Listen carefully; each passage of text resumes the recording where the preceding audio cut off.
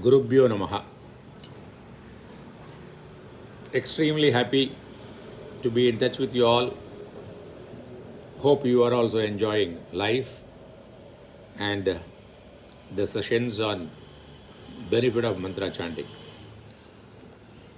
This session is going to be very interesting because we are going to talk about the research findings on the benefits of mantra chanting.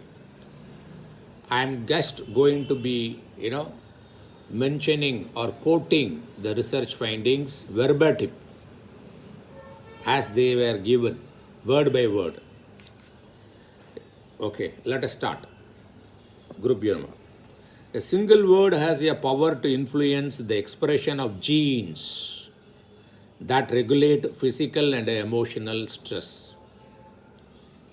So, the physical and emotional stress creating genes, a single word can influence that. We saw the word, no? Shanti and Dukkha, everything. The right words spoken in the right way at the right time is mantra. This is again given. Through appropriate mantra, we can achieve neural resonance.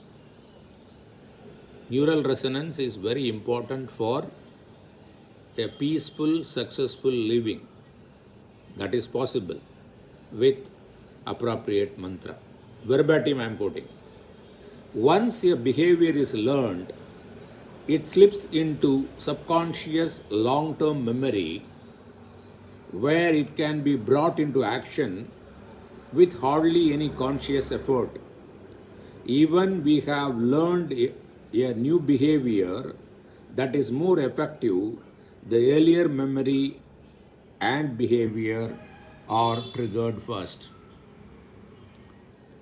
Japa is nothing but repetitions, So you are creating habits by repeatedly chanting, and that will be very effective and influence our behavior. That's what it says.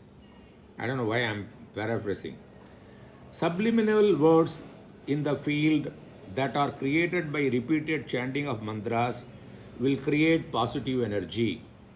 That is why we feel good all the time in the places where mantras are chanted regularly. That places stores the positive vibration. Hence, regular chanting in our house will create positive vibration that are stored for a long time.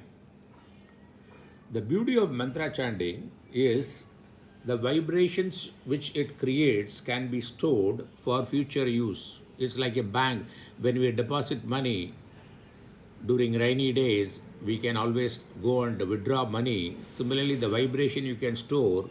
Whenever you have tough or challenging situation, you can come back to the room where you have been practicing your mantra sadhana and chant the mantra, and you will get a better vibe.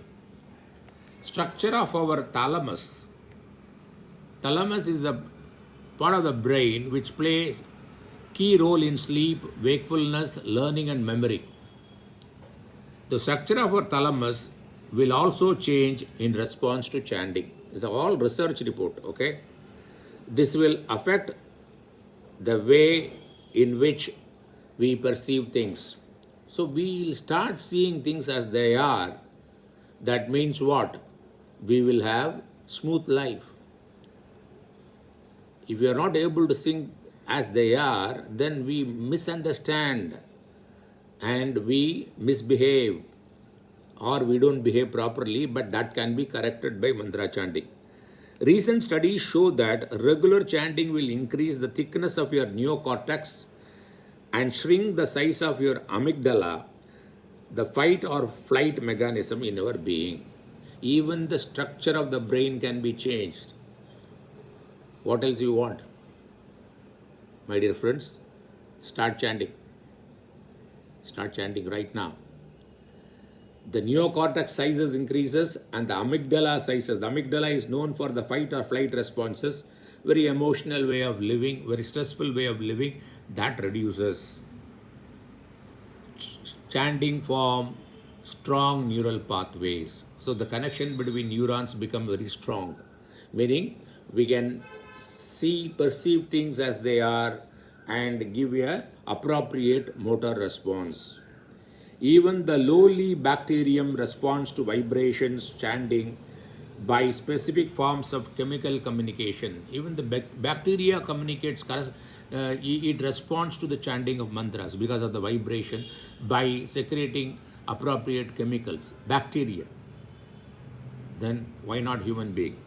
In fact, plant can communicate with each other in ways that are remarkably similar to humans, especially poplar trees, tomatoes, lima beans communicate through air and through their roots. So see what vibrations can do. Brahmari pranayama. Brahmari pranayama means do this. This is Shanmuga Mudra, and you use the word. This is called Brahmara Pranayama. Brahmari Pranayama, humming sound, makes us super focused and relaxed simultaneously. Both are possible. Brahmari Pranayama. So the Anuswara in Sanskrit, where if we put that dot above any letter, then you produce im, that letter plus im. If you put after on the top of a, then you say So the Anuswara is so useful. See that the discovery or the invention of every letter in Sanskrit, how powerful they are. Nirvana Shatkam is the mantra, okay? It activates gamma waves. You know the brain waves? There are beta waves, alpha waves, theta waves, delta waves, and gamma waves. The gamma waves is that wave, when you have that wave, all insight is possible. High alertness, okay? If you are in the border, you are army man, you have to be alert all the time. High alertness is required. Or doctor doing very critical operation, you need a very high alertness. So the gamma rays are required, very much required there. And Nirvana Shatkam is a chant, mantra. When you chant it time and again, it increases the gamma rays, means your alertness. Then Yoga Sutra Patanjali also says, quoted something on mantra sadhana. I want to quote some sutras. Randomly I have taken 4 or 5 sutras. One is Sutra, chapter number 1 and 27. Tasya Vachakaha Pranavaha. God is Pranava, Om. The mantra Om is God. Means it's that powerful. Because from that everything is started. It's the cause of all manifested world. Tasya Vachakaha Pranavaha. Please go and see whatever the reference. Now you can Google it. Don't go by what I say. Okay? So 1.27 says that Tasya Vachakaha Pranavaha. And 1.28 is saying that Tajjabaha Tadartha Bhavanam. You keep chanting Om with the proper attitude that it is God. It creates everything. It can do enormous benefit. It's benevolent. Then you will get the results. Then Yoga Sutra, chapter 2, 44 Sutra. Swadhyayat Ishta Devata Samprayogaha. When you chant mantras, keep chanting mantras, because every mantra is God. God is mantra. Then every God has got a mantra. Okay? And if you keep chanting it, you can be in touch with that God. Many people have, these are all research reports, it's not my words. Okay? You will derive appropriate benefit. And Yoga Sutra, chapter 3, Sutra 1, Deshabandhaha Chittasya Dharana. So, the object of concentration can be external or internal, and he say that even it can be a mantra. When you are wanting to do meditation, mantra can be a good object of meditation. And Yoga Sutra, chapter 3, 17th Sutra, Shabda Artha Pratyayanam Itaretara Adhyasat Sankaraha Tat Vibhakaha Samyamat Sarvabhuta Rutagyanam. I'll give you the essence of this sutra. What he says is that if you keep developing this mantra, and you develop a particular, you create a particular vibrations. So you can resonate with similar vibrations, thereby you can communicate with the being which resonates at the same level. That means you can understand the language of animals. You can understand the language of plants if you can resonate with their level. This is important. The word, object, meaning, corresponding mental content, ideas are mixed up on account of erroneous superimposition on one another. By performing samyama on them separately, the knowledge of the speak of sound of all being arises. This is what the meaning I have written, but I already told you the meaning. Yoga Sutra, chapter 4, Sutra 1. Janma, Aushadhi, Mantra, Tapaha, Samadhijaha, Siddhayaha. Siddhayaha. You can achieve powers. Various ways he is saying that powers can be achieved. One by birth, because of the efforts you have done, put in the earlier janma, earlier birth. Second one, Aushadhi, herbs, chemicals, drugs, but which is harmful and short term. Okay. Third is mantra. So mantra, repeatedly chanting mantra will give you enormous strength. You can achieve many things. Okay, he says that. Then what he says that every thought has weight, shape, size, form, color, quality and power. Every thought. Just as an apple can be given to your friend or taken back, so also it is possible to give a useful, powerful thought to someone and take it back. So we already seen that our output is equal to input plus programming. The programming is what we have been seeing through our senses in the past. By keep chanting mantras and creating appropriate vibrations in the mind, then what happens? It is possible to give a useful and powerful thought to others. If you think good about others, the good thing will happen. You can, as good as you are giving a material object like an apple, which has got color, weight and everything, our thought also have got similarly all the qualities and attributes, and it can be given to others and taken from others. That's why we are comfortable with somebody and not so comfortable with somebody, because their thoughts are not resonating with ourself, our being. When the potential contained in the power of chanting is realized, it is the beginning of great spiritual growth in the individual and all of humanity.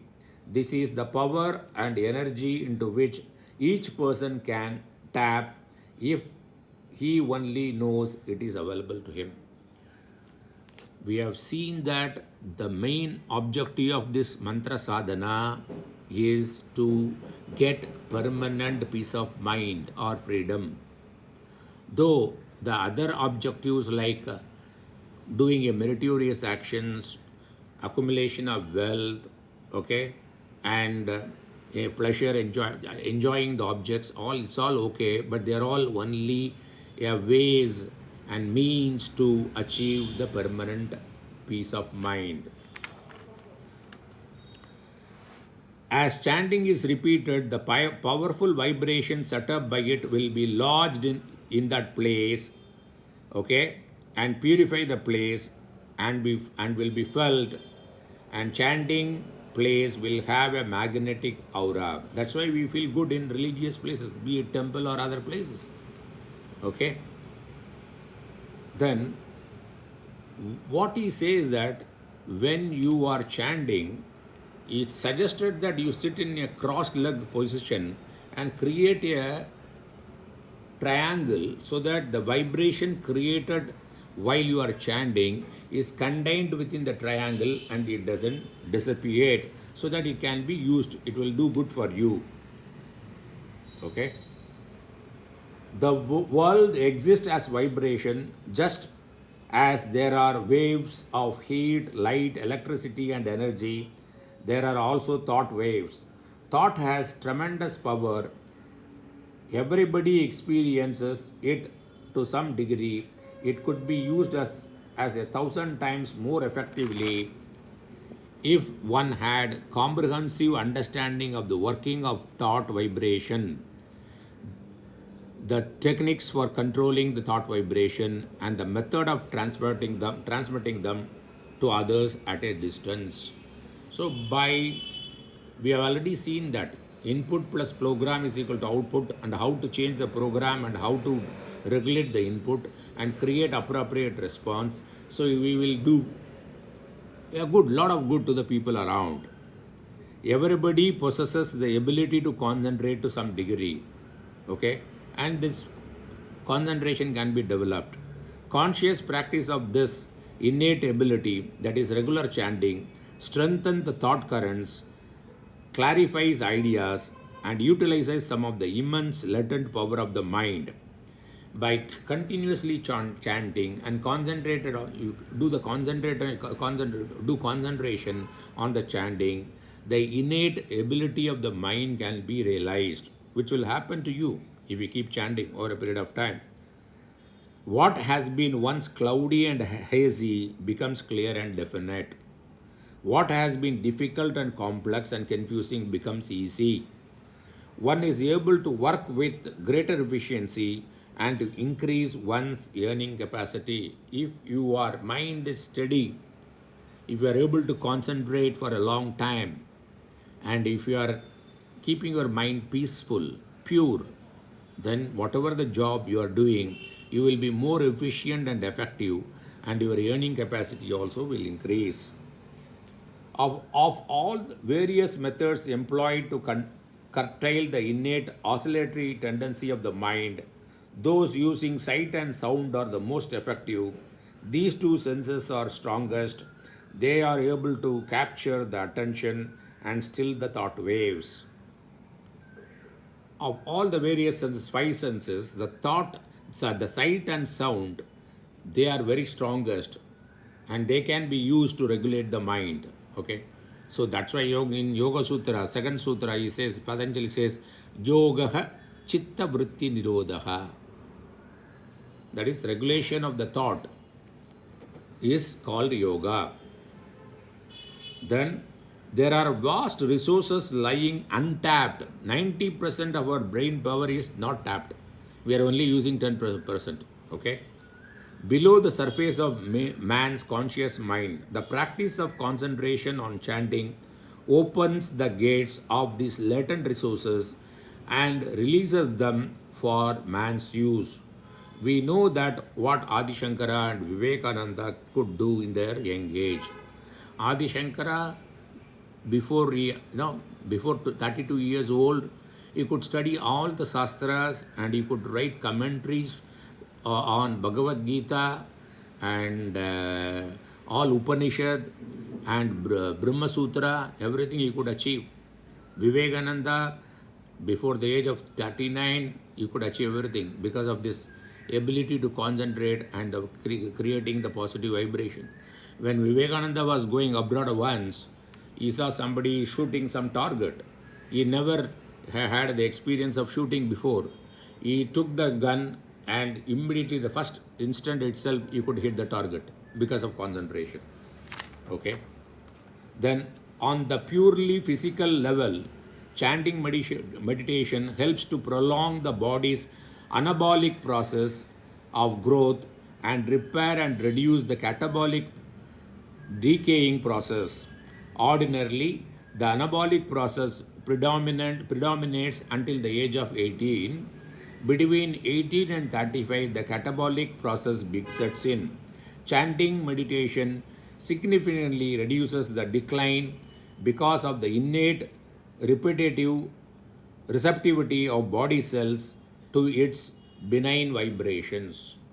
So normally up to the age of 18, we are in the growth process, that is anabolic process.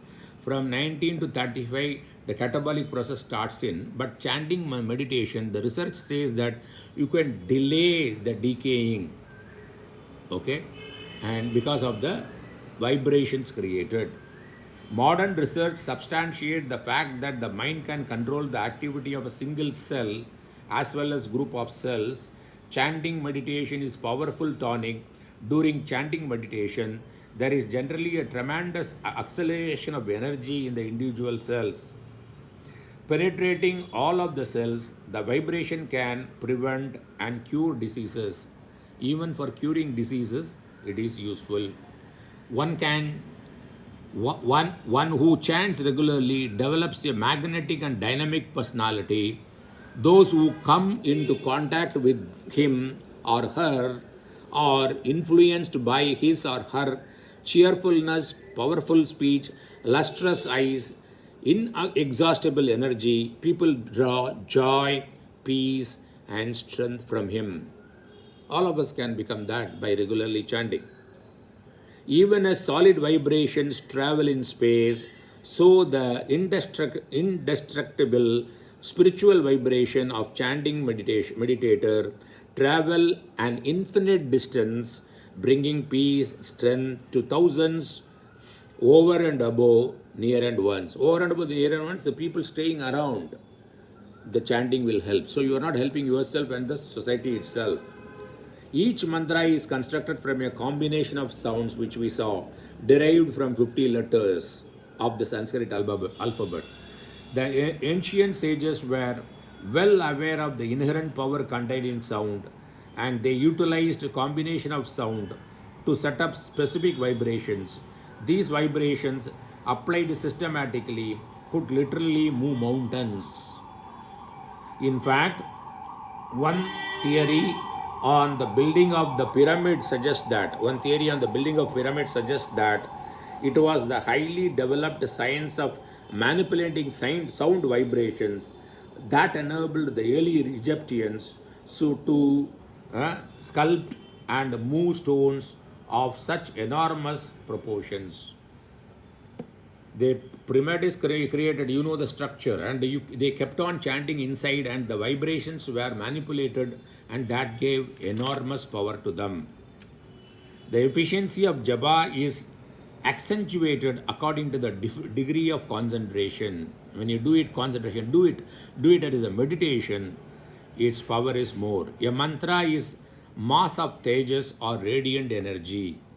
The rhythmical vibrations produced by repeating the mantra regulate the unsteady vibrations of the five sheath. Swami Sivananda has said this. Okay. So these are all the research findings. Now what we will do in the next sessions, we will say how to start a mantra sadhana, what are the guidelines. Thank you very much.